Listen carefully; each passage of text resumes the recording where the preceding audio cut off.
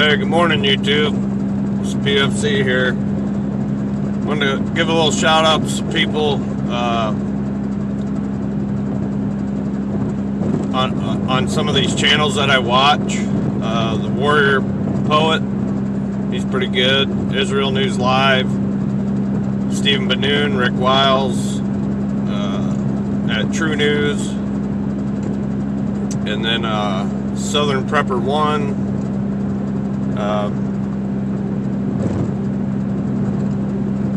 These are just a few of the people that I watch like pretty much on a regular basis.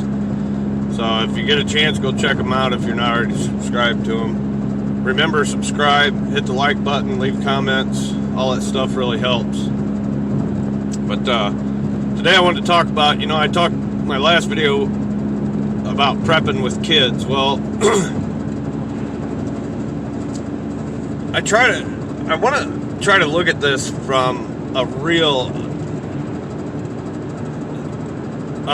in reality, okay? Not as I said before, not all this fancy equipment and all this extra money for bulk supplies and all this kind of stuff. So, trying to look at this from a realistic point of view. So, with that being said, most people, you got to think about if something was to happen, natural disaster, all the way to Armageddon, World War III, whatever, however you want to say it, okay?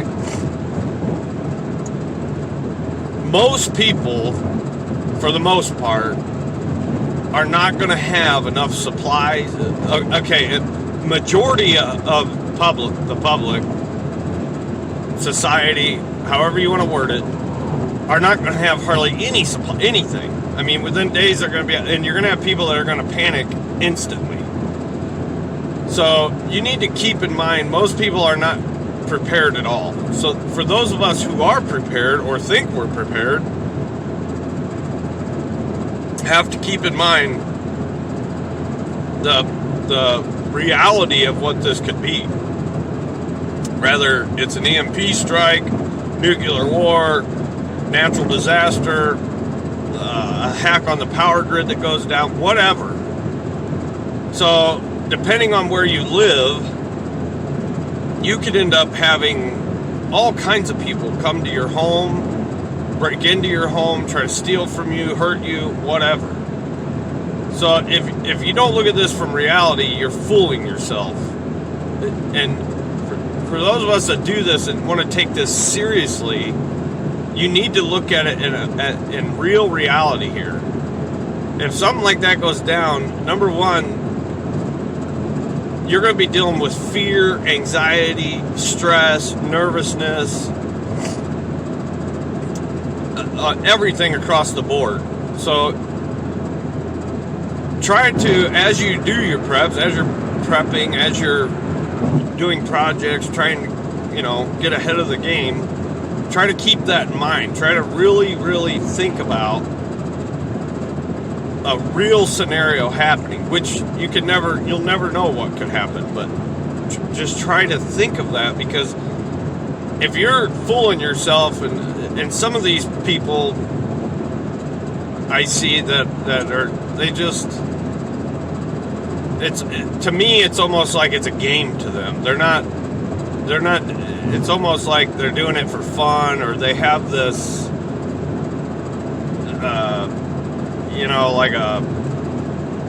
it's almost like a game to them, like a game you would play on your computer or something that they're trying to do in real life, and they're not even, as I said, it's a game, it's almost comical. However, so you need to look at this from real aspects. So most people are not going to have the proper supplies. Most people are not going to have the proper protection. That's why it's extremely important that you find like-minded individuals. You find other preppers, you find family members, you find co-workers, you find whoever you can. But they need to be people that you can truly trust and rely on. If your car breaks down, or your plumbing, your sewer backs up, or a plumbing pipe breaks, or whatever, and you can't get nobody to help you out of your immediate family or friends or whatever, those are not the people that you want in your groups.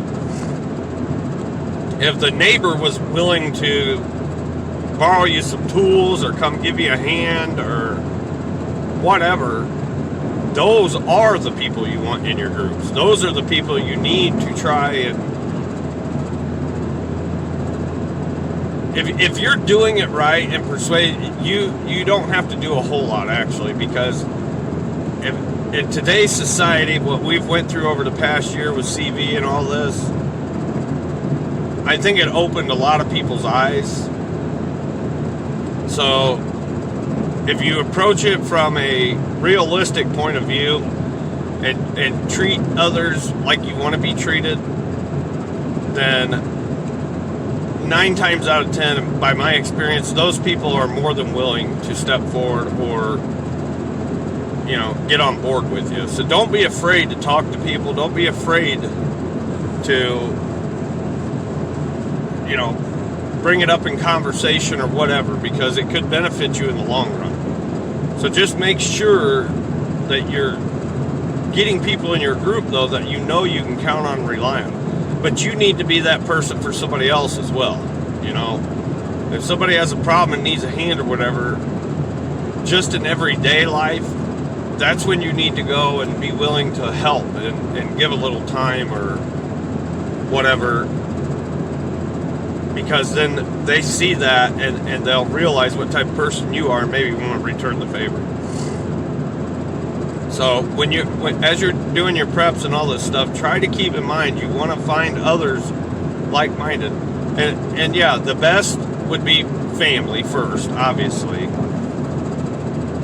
But that doesn't always work for everybody. Not everybody has a lot of family or big family or family close or anything else. So, you know, you have coworkers, you have friends, people at church, whatever, that you could get involved with you. Don't be afraid to talk to them about it. Don't be embarrassed of it. Because I'm telling you now, when it goes down, when something happens, it's people like us people will be trying to run to for help, advice, supplies, food, water, protection, whatever. So make sure that when you're doing this, you're doing it from a realistic point of view, and you're trying to build your group with real friends, real reliable people. And you need people who, we're not all the most physically fit people and, you know, could throw on a 25-pound backpack with a weapon and run for 25 miles. I mean, those are far and few in between. Most average people are not that physically fit. But you need someone who is, a few people who are at least capable of doing some physical activities and putting forth a physical effort.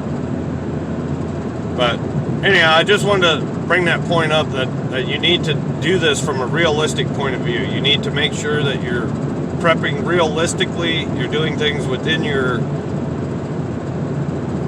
reach, within reason, and that you're trying to build a group, you're trying to get others involved who are like-minded, who, you know, as I said, you're going to be able to count on when the time comes. But make sure you guys hit the like button, leave your comments. You can email me, talk the number 2 pfc@yahoo.com. Subscribe and share these videos, and let me know what kind of topics you want to talk about, what you want to hear about, and I'll see you on the next one. Stay safe. God bless.